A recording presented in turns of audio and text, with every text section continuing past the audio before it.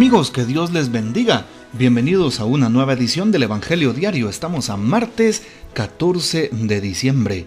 Hoy celebramos en la liturgia a San Juan de la Cruz, presbítero y doctor de la Iglesia.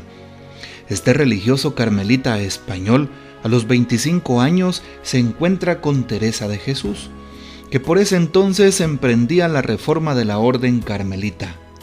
Inmediatamente quiso volver a la observancia de la antigua regla, pero se encontró con la violenta resistencia de sus superiores. Lo único que lograron aquellas dificultades fue sublimar su unión con Dios en las cumbres de la vida mística, de la cual dan testimonio de sus escritos. Un dato y una frase muy famosa de San Juan de la Cruz es: al final de nuestros días seremos evaluados en el amor. Pidamos pues la poderosa intercesión de San Juan de la Cruz. El texto para hoy lo tomamos del Evangelio según San Mateo, capítulo 21, versículos del 28 al 32. En aquel tiempo Jesús dijo a los sumos sacerdotes y a los ancianos del pueblo: ¿qué opinan de esto? Un hombre que tenía 2 hijos fue a ver al primero y le ordenó: Hijo, ve a trabajar hoy en la viña. Él le contestó: Ya voy, señor, pero no fue. El padre se dirigió al segundo y le dijo lo mismo. Este le respondió: No quiero ir. Pero se arrepintió y fue. ¿Cuál de los dos hizo la voluntad del padre? Ellos le respondieron: El segundo. Entonces Jesús les dijo: Yo les aseguro que los publicanos y las prostitutas se les han adelantado en el camino del reino de Dios, porque vino a ustedes Juan, predicó el camino de la justicia y no le creyeron. En cambio, los publicanos y las prostitutas sí le creyeron. Ustedes ni siquiera después de haber visto se han arrepentido ni han creído en él. Palabra del Señor, gloria a ti, Señor Jesús. Qué importante lo que nos dice hoy el texto bíblico a través de nuestro mismo Maestro, el Señor Jesús, hablando con los sumos sacerdotes y los ancianos del pueblo, que se creían las personas más sabias y siempre le ponían trabas a Jesús, trampas a Jesús, retos a Jesús. Por eso nos damos cuenta aquí el tema de la voluntad de Dios, el sí a la voluntad de Dios, así como se oye. ¿Será que hemos cumplido la voluntad en casa? El 4º mandamiento de la ley de Dios nos recuerda: honrarás a padre y madre. Honrar a padre y madre también es obedecer a padre y madre. ¿He obedecido a papá y a mamá? Y si ya murieron, ¿será que los respeté hasta el último suspiro? Es importante darnos cuenta de esto, puesto que la parábola empieza pidiendo una opinión. ¿Qué opinan de esto?, les dice Jesús. Un hombre tenía 2 hijos y nos cuenta que el primero, cuando su padre le invitó, le pidió, le ordenó que fuera a la viña, pues su hijo le dijo: está bien, hoy iré a la viña, pero no fue.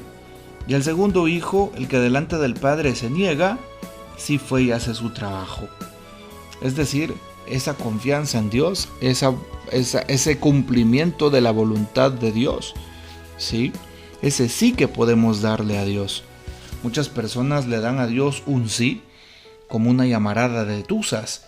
Van a un retiro, se contentan con una vigilia, con una adoración eucarística, yendo a la Santa Misa un día y después desisten, sucumben, dejan que el mal se lleve la ilusión, la esperanza.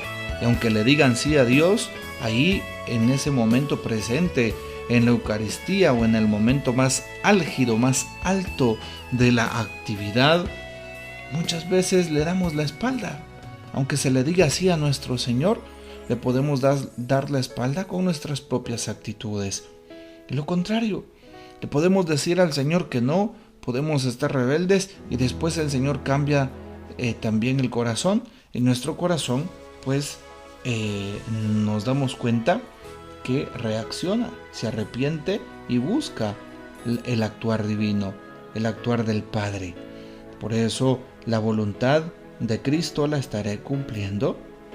Es importante entonces pedirle a Dios que nos ayude a cumplir su voluntad, que nos ayude a darnos cuenta que, al igual que aquellas personas, también nosotros podemos equivocarnos. Qué importante es saber reconocer la presencia de Dios en nuestras vidas. Y más adelante Jesús nos cuenta, ¿verdad? Yo les aseguro que los publicanos y prostitutas se les han adelantado. Jesús pone testimonios concretos de aquellas personas que son las máximas consideradas pecadoras. Y para Él no es así. Para Jesús son personas que pueden cambiar. Son personas en quien Él pone la esperanza. Son personas a las cuales Él alienta. ¿Sí? Bueno, pues sigamos también alentándonos, motivándonos los unos a los otros para saber reconocer que Dios está aquí, para saber que Dios nos ayuda a también crear vínculos, a crear fraternidad, a crear una familia, sobre todo en ese seno familiar. Pidámosle al Señor entonces que nos ayude a darle un sí rotundo a Jesús, a darle un sí rotundo a Dios para todas las actividades que estén planificadas. También es importante preguntarnos, ¿estaré cumpliendo a cabalidad el mensaje divino? ¿Estaré cumpliendo la voluntad del Padre Dios? Preguntémonos también eso. Sería bueno que le demos una respuesta certera de parte nuestra. Es importante entonces pedirle a Jesús que Él sea nuestra fortaleza, que Él sea nuestro ánimo y que Él sea precisamente quien nos dé el gozo que necesitamos. Y ahora, pues, a seguir cumpliendo con la voluntad de Dios.